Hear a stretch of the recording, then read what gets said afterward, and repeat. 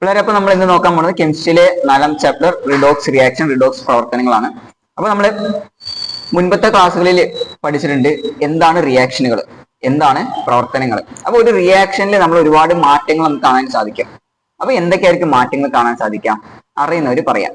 അപ്പോ പല റിയാക്ഷൻ സമയത്തും പല റിയാക്ഷന്റെ അകത്ത് ഉണ്ടാകുന്ന കളറിന് ഉണ്ടാകുന്ന മാറ്റം വരും. അതുപോലെ തന്നെ ആ റിയാക്ഷന്റെ നിന്ന് ഗ്യാസസ് പുതുതായിട്ട് ഉണ്ടാവുന്നുണ്ടാവും. അതുപോലെ തന്നെ ആ റിയാക്ഷന്റെ ഫലമായിട്ട് ടെമ്പറേച്ചർ, താപം വർദ്ധിക്കുന്നതായിട്ട് കാണാൻ പറ്റും. ഇനി ആ റിയാക്ഷന്റെ ഫലമായിട്ട് പല സ്മെല്ലുകൾ നമുക്ക് എന്ത് ചെയ്യാൻ പറ്റും, കാണാനായിട്ട് സാധിക്കും. അപ്പോ ഇതൊക്കെയാണ് പൊതുവേ നമ്മൾ എന്ത് മനസ്സിലാക്കുന്നത്, ഒരു റിയാക്ഷൻ നടന്നതിന്റെ റിസൾട്ട് ആയിട്ട് നമ്മൾ മനസ്സിലാക്കാൻ പറ്റുന്നത്. അപ്പോ ഈ ഒരു ചാപ്റ്ററിൽ നമ്മൾ എന്താണ് റിഡോക്സ് റിയാക്ഷൻ, റിഡോക്സ് പ്രവർത്തനം എന്നാൽ എന്ത് എന്നുള്ളതായിരിക്കും കൂടുതലായിട്ട് പഠിക്കുന്നുണ്ടാവാം. അപ്പൊ ആദ്യം തന്നെ ടെക്സ്റ്റ് ബുക്കിൽ ഒരു എക്സാമ്പിൾ കൊടുത്തിട്ടുണ്ട്. സോഡിയം അതേപോലെ തന്നെ വാട്ടറും ഫിനോഫ്തലീനും ഉപയോഗിച്ചുകൊണ്ടുള്ള ഒരു എക്സ്പെരിമെന്റ് ആണ്. അപ്പൊ ഒരു ജാറിലെ വെള്ളം എടുക്കാം. ഈ വെള്ളത്തിൽ ഫിനോഫ്തലീൻ മിക്സ് ചെയ്തതിന് ശേഷം കുറച്ച് സോഡിയം കഷ്ണം ഇട്ടുകൊടുക്കാം.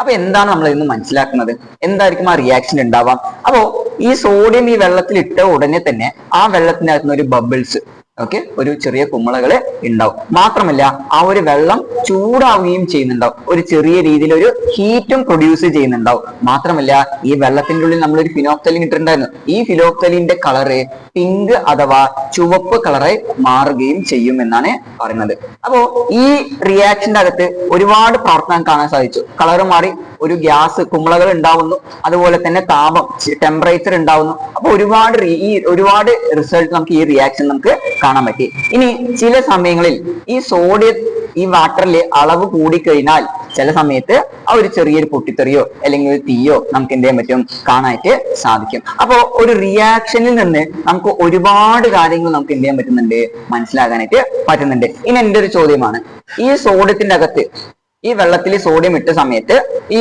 കുമിളകളായി വന്ന ബബിൾസ് ആയി വന്ന ആ ഗ്യാസ്, ആ വാതകത്തിന്റെ പേരെന്താന്ന് ആർക്കെങ്കിലും പറയാൻ പറ്റുകയാണെന്ന് വെച്ചാൽ പറയുക.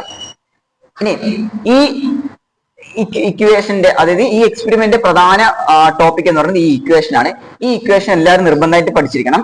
2Na plus 2H2O gives 2NaOH plus H2. ഈ H2 ആണ്, ഈ ഹൈഡ്രജൻ ആണ് നമുക്ക് നേരത്തെ വന്നിട്ടുള്ള എന്ത് കുമിളകൾ. നമുക്ക് ഗ്യാസായി പുറത്തേക്ക് വന്നിട്ടുള്ളത് എന്തായിരുന്നു, ഈ ഹൈഡ്രജൻ ആയിരുന്നു. ഈ കുമിളകളായി മാറിയിട്ടുള്ളത് ഈ ഹൈഡ്രജൻ ആയിരുന്നു. അപ്പൊ മനസ്സിലായാലും നമുക്ക് ഒരു റിയാക്ഷനിൽ എന്തൊക്കെയാണ് നമുക്ക് അതിൽ നിന്ന് മനസ്സിലാക്കാൻ പറ്റുന്നത്.